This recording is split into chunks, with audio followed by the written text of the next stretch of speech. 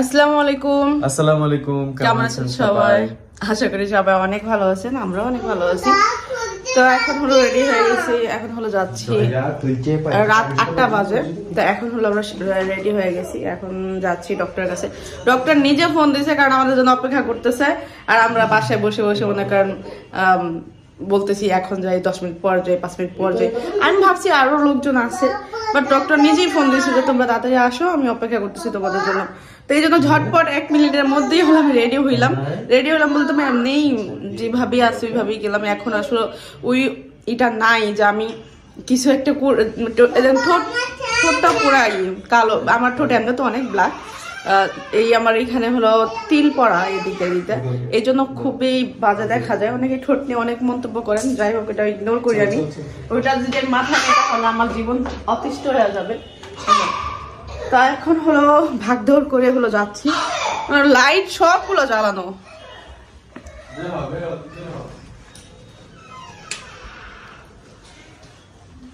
তো যাই, গিয়ে দেখি ডক্টর, আমি তো ব্লাড দিয়ে আসছি, ওই রিপোর্টটা আসে নাই, এটাই হলো ফাইনাল, মানে এটাই হলো ফাইনাল এক হিসেবে। সবাই বলতেছে এটাই, এই টেস্টটা করলে না একদম লাস্ট পর্যন্ত হলো ই করা যাবে। আমার জুতা কই না এখানে। তো এখন যে এইটা টেস্টগুলো করা হবে এগুলো একদম লাস্ট পর্যন্ত চলবে। এটার মধ্যে ডিপেন্ড করে যে আমার ব্লাডের অবস্থা কিরকম আছে, আমার রোগ কতটুকু আছে, বা আমি আমার কোন দিকে কোন সমস্যা আছে, খাবার দাবার সবকিছু এই পরীক্ষার মাধ্যমে হলো ডক্টর ডিসাইড করে দিবে। তো এটা অনুযায়ী রুটিন অনুযায়ী আমার চলতে হবে। তো এই জন্য যাচ্ছি।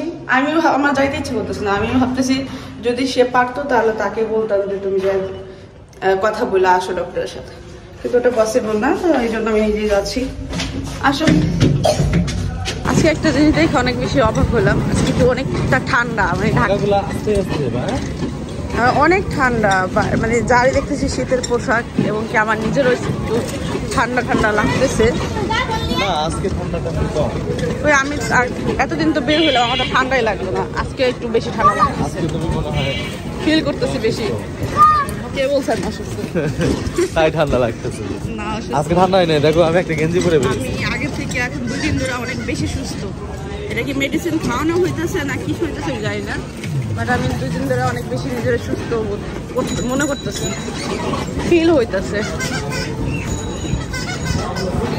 তো আমাদের ডক্টর দেখানো শেষ, আমরা হলো এইখানে সিরিয়ালে দাঁড়াইছি টাকা উঠানোর জন্য। আমি একটু স্বর্ণকারের দোকানে যাব, ওখানে ভাইয়া হলো কিছু টাকা পায়, তো টাকাটা দিতে হবে। তো তার সিরিয়ালে দিয়ে যাবো, আমাদের হলো সে পাঠাই দিবে। স্বর্ণকারের দোকানে আসছিলাম, ওখানে টাকা পয়সা দিলাম, দেওয়ার পর হলো এই যে সাইডে কসমেটিক্সের প্রোডাক্ট, এখান থেকে কিছু জিনিস নিয়েছি যেটা আমার প্রয়োজন, বাসা একদম শেষ হয়ে গেছে।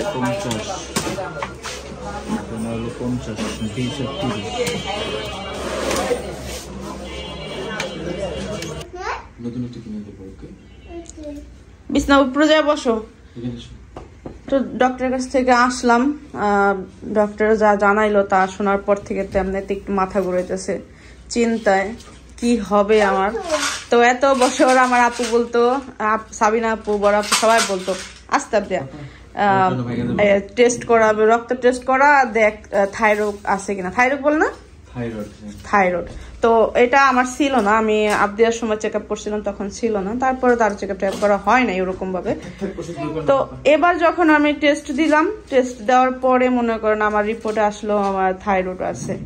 এটা শোনার পরে তো পুরাই আমি অবাক হয়ে গেলাম, কারণ এটা হলো বংশগত রোগ বলে, যদি বংশের কারো থাকে, রক্তের কারো, তাহলে হয়ে যায় আস্তে আস্তে। তো আমার বোনের সাবিনাপুর আছে, বড়াপুর আছে, এখন মনে করেন আমারও হয়ে গেছে। তো এটা নিয়ে আসলে আমার তো এটার এই বিষয়ে কোনো ধারণাই নেই, এইগুলা হইলে আসলে কিভাবে কি করতে হয়। এবং এখনো পর্যন্ত আমি তানজিলারে জানাইছি, বড়াপুরা, এছাড়া আমার ফ্যামিলির কেউই জানা না, না কাউরেই কই নেই। আমি এখনো পর্যন্ত কাউরেই বলি নাই যে আমার আসলে এই রোগটা ধরা পড়ছে। এটা শুনলে আমার বড়া কথা প্রতিদিন বলতেছি, কিন্তু এটা বলি নাই। কেন তোমার কি মনে হয় যে আমি ওই মহিলা যে পেটের মধ্যে একটা কথা, মানে একটা কথা জানলে ওটা আমি বলতে পার, মানে না বলা পর্যন্ত আমার পেটের কথা হজম হয় না, যত ইম্পর্টেন্ট হোক। চুসলামে জিনিস না, না যে কোনো জিনিস আমার যখন টাইম হবে, ধরো যে কোনো ইম্পর্টেন্ট জিনিস আমি যদি মনে করি এটা আমি সারা জীবন পেরে রাখবো, পেরে রাখতে পারো। যদি আমার মনে হয় যে আমি 2 সেকেন্ডে বইলা দিই, সেটাও বলতে পারো। আমার ওইটা আমার ব্যক্তিগত উপর ডিপেন্ড করে যে আমি কখন বলবো। এটা আসলে একটা ভয়ের জিনিসই। আমার এত বছর ধরে হলো আমার বোনরা বলতেছিল যে আমার ভয় হয়েছে কিনা। তাদের একটা ধারণা এই জন্য ছিল, কারণ আমি অনেকবার মানে শুকানোর চেষ্টা করছি, কিন্তু শুকাইতে পারি নাই। মেডিসিন খাওয়া শুরু করে দিয়েছে, এই 1 সপ্তাহ গেছে না মেডিসিন খাইতেছি। তো আমার মানে অনেকবার চেষ্টা করছি শুকানোর, কিন্তু হই নাই। তো এই জন্য বড় আপুরা হলো আমাকে অনেকবার বলছে হ্যাঁ যে একটু চেক আপ করে দেখ তোর এই থাইরয়েডের প্রবলেমটা আছে কিনা, যে তুই শুকাস না কেন। হ্যাঁ দেখছি মা, এটা একটা কি, ও বাও, এটা হাতে রাখো।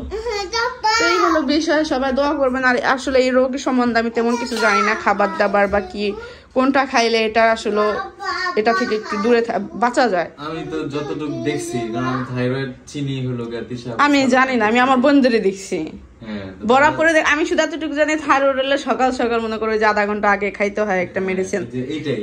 আর আমার সবচেয়ে ওটা হচ্ছে 50 পাওয়ারটা খাইতে হবে, সাবিনাও সেম পাওয়ারটা খায়। আর আমারটা 25 পাওয়ার, অর্ধেক। আচ্ছা, আমার অর্ধেক, কারণ আমার এই মনে হয় 1 বছর ধরে হয়েছে। কারণ হ্যাঁ 1 বছর না হলে আর বেশি হইতে পারে। আচ্ছা, রক্ত শূন্যতা একটু দেখা, মানে 0.02 আর কি। তো এই সবচেয়ে ভয়ঙ্কর জিনিসটা হলো থাইরয়েডের। এটাই হলো আমার কাছে অনেক বেশি লাগছে, মানে শোনার পর আমি নিজেই অবাক হয়ে গেছি যে এটা কি বললো। আমি ভাবছি আমার হবে না, আর আমার বোনরা এই জন্য অনেক, আমার বড় আপু তো আমার দেখলেই রাগারাগি করে যে খাবার দাবার তারপরে শুকাই না কেন, ওর সবসময় বলে। তাপু বলছে এরকম ভাবে থাকলে তোমারও হয়ে যাবে। তো এই যে বড় বোন যেহেতু বলছে হয়ে গেছে, এখন কি বড় বোনের মতন ওই সকাল 1/2 ঘন্টা আগে ওষুধ খেয়ে বয়ে থাকতে হইব। তো এটা আসলে অনেক প্যারা। দেখতে বলছে যে আসলে কিরকম এখন কোন পর্যায়ে আছে, এটা কি বাড়তি কমতে আছে এই থাইরয়েডেরই। যদি তোমার যে 50 পাওয়ার দিব, 50 পাওয়ার না হলে আরো পাওয়ার হয়তো বেশি আছে, আমি জানি না। আসলে এটা ফার্স্ট টাইম তো, আমরা তো এই বিষয়ে জানি না, একবারই চেক আপ করে মাত্রই পাইছি। তো এটা আসলে 1 মাস পর আবার বলছে আবার টেস্ট করাবে, তখন আসলে বোঝা যাবে যে আসলে এটা আমার কোন পর্যায়ে আছে। তো সবাই দোয়া করবেন। আর এই রোগ হইলে কোনো খাবার দাবারে কোনো দিকে কোনটা খাইলে এইটা কমে কিনা সেটাও একটু কমেন্ট করে জানাবেন। যাদের এই ধরনের বিষয়ে নলেজ আছে একটু কমেন্ট করতে পারেন। হলো সময় 12টা বাজে, আর তারা হলো মানে বাইরে যাবে। একবার বাজার থেকে আসছে, বাজার নিয়ে সবজি কিনা, কিন্তু রসুন নাই। তো সে হলো এখন রসুন আনতে যাইব, তো ভাবতেছে আবদিয়া নিয়ে যাবো। আবদিয়ার বাইরের কথা শুনছে, বোতলে মানে নিজেই কাপড় চোপড় করতে গিয়ে নিয়ে আসলো। কি যে খুশি, নাচতে নাচতে ড্রেস নিয়ে আসলো। এখন ওই যে ওটা তো আর অল টাইম হাতেই থাকে, ওটা তো 24 ঘন্টা, মানে কেনার পর থেকে এখনো পর্যন্ত মানে 1/2 ঘন্টার জন্য ও এটারে বাইরে রাখে নাই, 10 মিনিটের জন্য না, 10 মিনিটের জন্য না। এটা সবসময় অলওয়েজ ইয়ে থাকে। হ্যাঁ ইয়ে পেঁয়াজ সবজি আর ওই শাকটাও বাইরে যাচ্ছে। খুশিটা নাই মেয়ে, বেশিক্ষণ একটাই 10 মিনিট।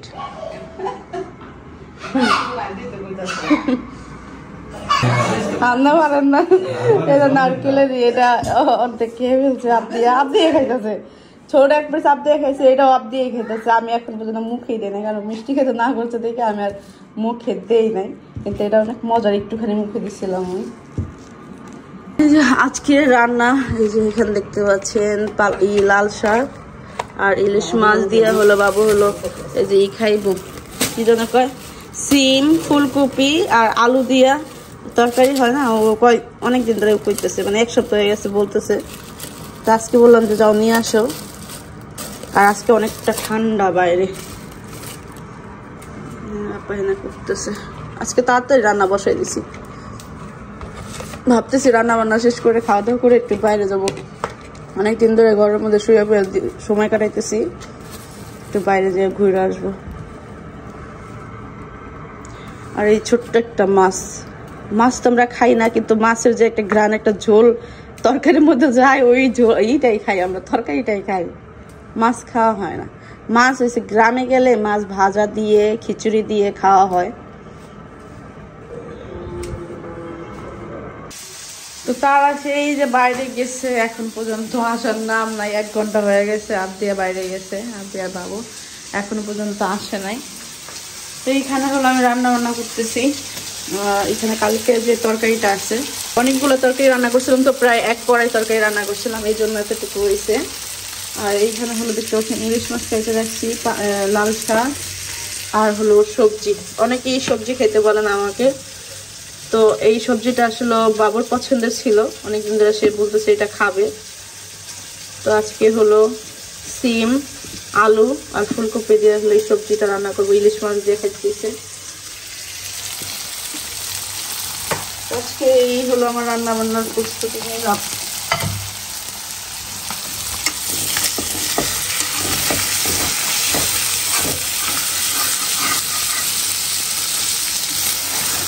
এটা একদম পুরো একটা ফ্রি গরম, কালকে বেশি ছিল তো আমি আসলে এটা করতে পারি না এটা। আর আমি একদম নাইরা করে ফেলছি, অনেকে বলছে এত লাড়াচড়া দিতে হয় না এই মাছে নাকি বলে। এটা আমিও জানি, কিন্তু কেন যেন আমার মনে হচ্ছে যে উপরেরটা নিচে না গেলে মশলাটা মিশবো না বা হবে না, এটা ওইটা একটা ভয় কাজ করতেছিল, এই জন্য আমি একটু বেশি লাড়াচাড়া দিচ্ছি। তো অনেকে একটা কোশ্চেন করেন, সবসময় অনেক বেশি দেখি বর্তমানে, এতদিন অত বেশি আমি ফলো করতাম না, এটা কানে নিতাম না, এখন বর্তমানে দেখি অনেক বেশি যে আপনারা অনেকেই কমেন্ট করে যে আপনার কাছে আর কোনো কড়াই নেই। আসলে এই কড়াইটার মধ্যে খুব দ্রুত রান্না করা যায়, তো এটার মধ্যে আমি রান্না করি, আবার পরিষ্কার করে আবার এটার মধ্যে আবার রান্না করি। যদি ভাজি রান্না করি, সবার প্রথমে আমি ভাজিটা রান্না করি, ভাজিটা রান্না করা ধুইয়া আবার আমি তরকারি বসাই দিই এটার মধ্যে, তো তরকারিটা এটার মধ্যে থাকে।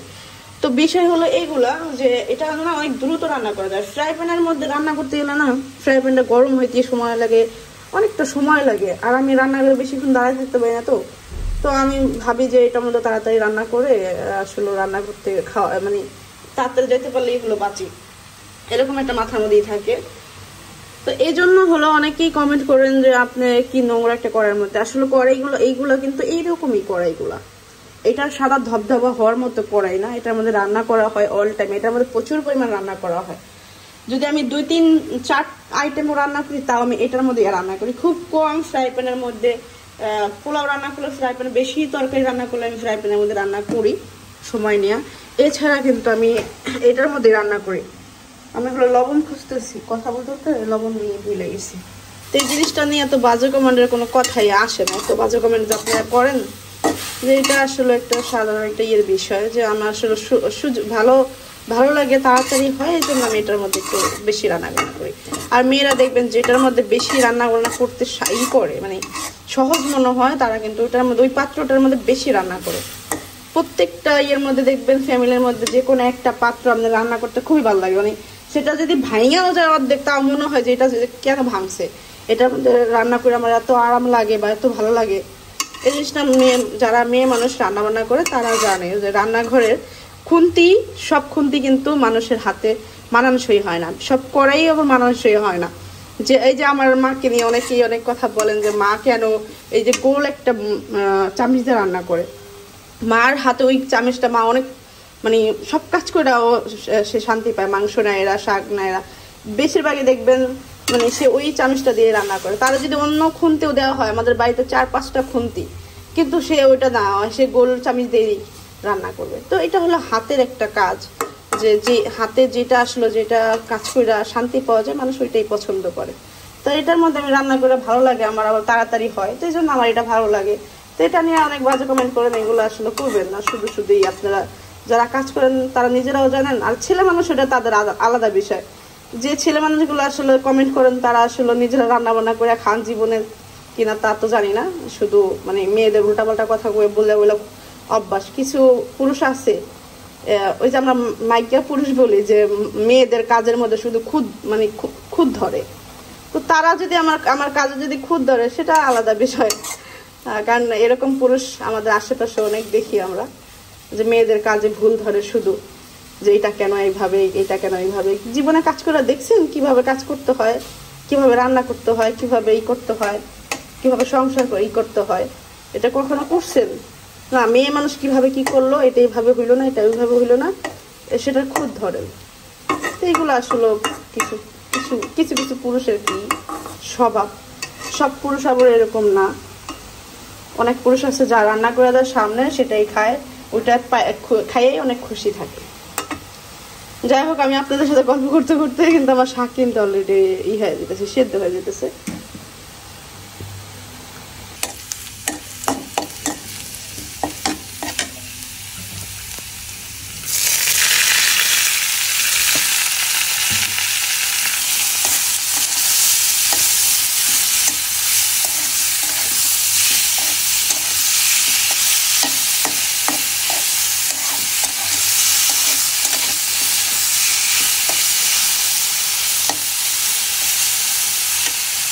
তো এইখানে দেখতে পাচ্ছেন আমি হলো ইলিশ মাছ কষাইলাম মশলা দিয়ে, আমি যেহেতু সবজিটা রান্না করবো তো ইলিশ মাছ দিয়ে, তো এই জন্য ইলিশ মাছটা আগে আমি কষাই নিলাম।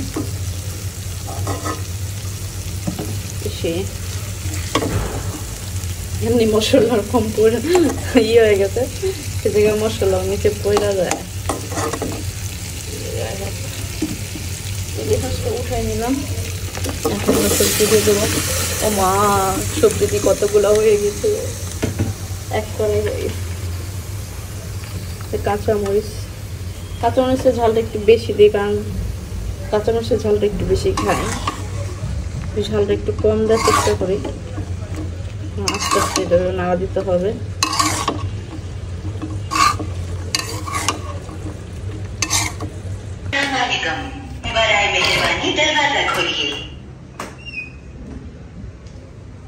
এটা কি বস্তা? কি অবস্থা? কই গেছিল? কই গেছিল?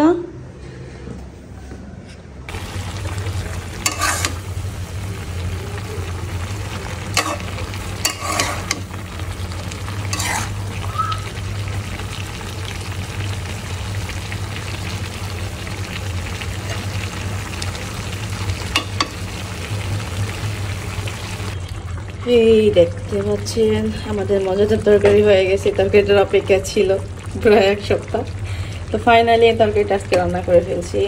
মাশাআল্লাহ অনেক মজার হয়েছে, আমি একটু ট্রাই করলাম। ঝোলটা একটু বেশি রাখতেছি কারণ ঝোলটাই হলো ইম্পর্টেন্ট, তার সে ঝোলটাই খাবে আর তরকারিটা খাবে। মাছটা আমরা কেউই খাবো না, মাছটা হলো একটা ঘ্রাণের জন্য রাখা হয়েছে।